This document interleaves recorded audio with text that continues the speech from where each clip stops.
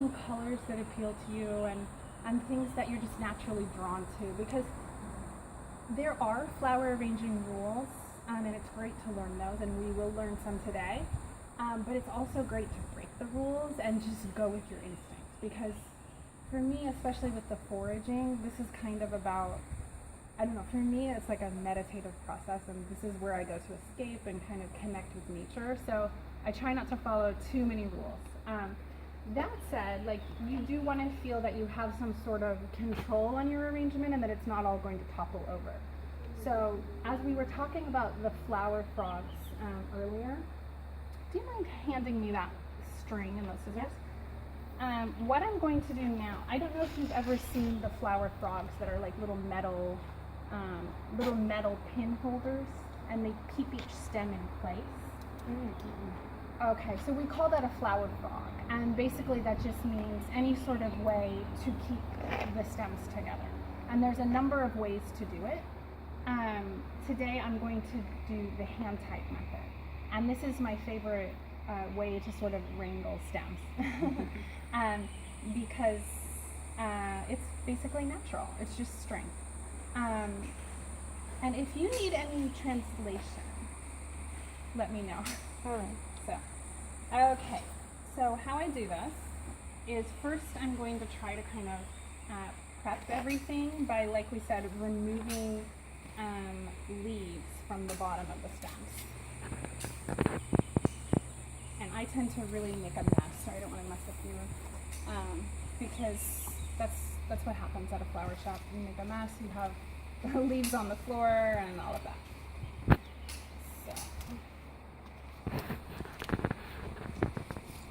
Okay, because, you know, I've got so much here, and what happens is, with a hand tie,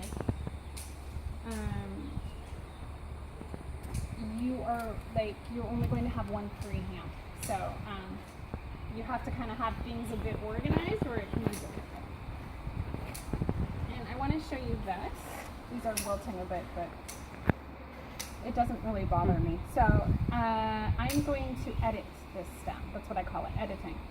And you can do this with a number of things. If you have stems down here, I'll just remove these. But these can be saved for a smaller arrangement. And these I'm going to kind of save until the end because they're going to give the arrangement height. So what I'm going to do is kind of start out with a bulkier flower that will give me some sort of stability, like a green. And I'm right-handed. Are you both right-handed? Yes. Mm-hmm. Okay, cool. So I'm going to hold this always in my left hand. Now, my hand is going to be where the leaves have been taken. And I'm always going to hold it here. And this is where we will eventually bind the bouquet. Now, I want this, since I have a small container, I want it to be pretty compact and not too large. So one by one, I will add in stems.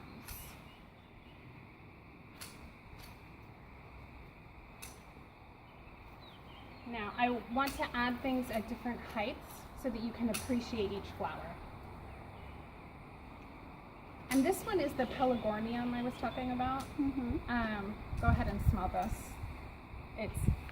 You can make a cake with it. It's a rose geranium smell. What's edible? That's Pelargonium. It's a scented geranium. It smells so good. Yeah, doesn't it? They make essential oil from it. Like I can see why. Yeah. So anything kind of light and airy like this I want to use in the tall kind of version. And then I want some stems that are kind of going to sit down here at the vase, at the rim of the vase. Mm-hmm. And I'm turning it kind of each time I add something.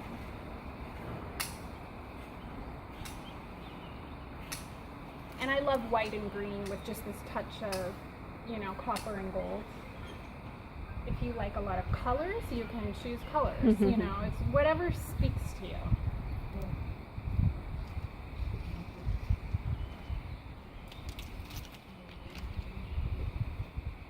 So, and you you want to make sure it has a fair amount of stability to it.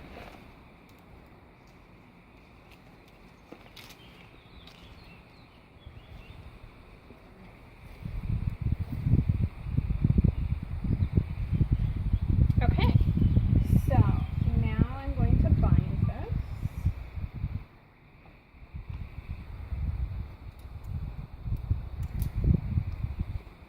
And this can be a little tough the first time you're doing it. It's a bit of a balancing act.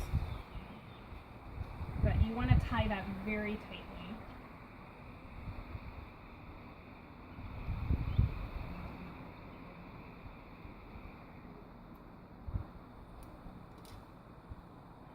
Okay, now I'm going to cut this because I want it to be here quite short. That might not, there we go. Yeah, and then that sits on the rim of the vase, but see, it's stable, it's tied together.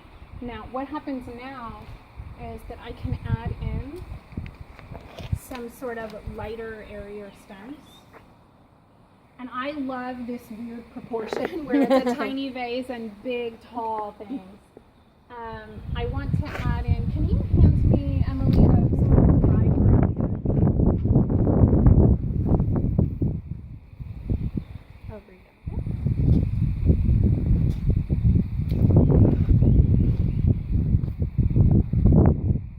So you can kind of fit those right in between the strings so they'll still be tied. And it's okay if you get a few outside of the string, especially if you're just doing this for home and not, for a client. If I was doing this for a client, I would pretty much want everything tied in there, especially if it was going to be transported. All right, and it's really important to kind of step back and look at your arrangement far away. I want to add a little more white.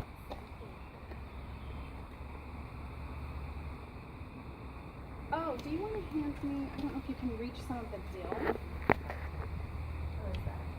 Yes, exactly.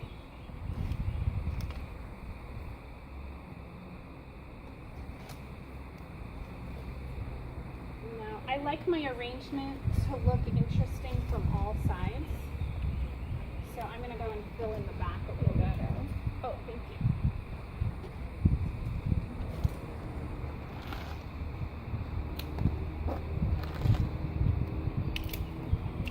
Now, I would never add something, obviously, that is super heavy that was tall like this. Yeah. Because your vase is going to topple over, obviously.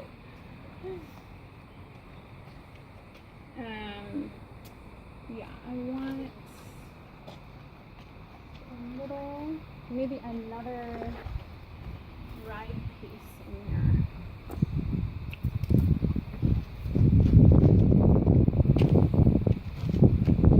I like a little bit of repetition because when you see things growing in nature, you see repetition and you see things growing in clumps. So sometimes I'll even, especially with more delicate stems, I'll just take a whole handful, like those little daisies we had, and just place them all in there together. I'm looking for, I know what I want, just one more of these. I'm just going to grab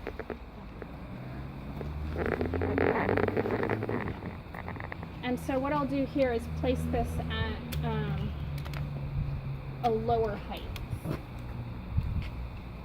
There we go. So see how that kind of finishes that off, and then you have a lot of movement and height, then I could keep going. If I like a little more of a lush look, I can keep going with this. But it has some really nice lines. And I like to put kind of the bulkier pieces at the bottom and keep things light and airy.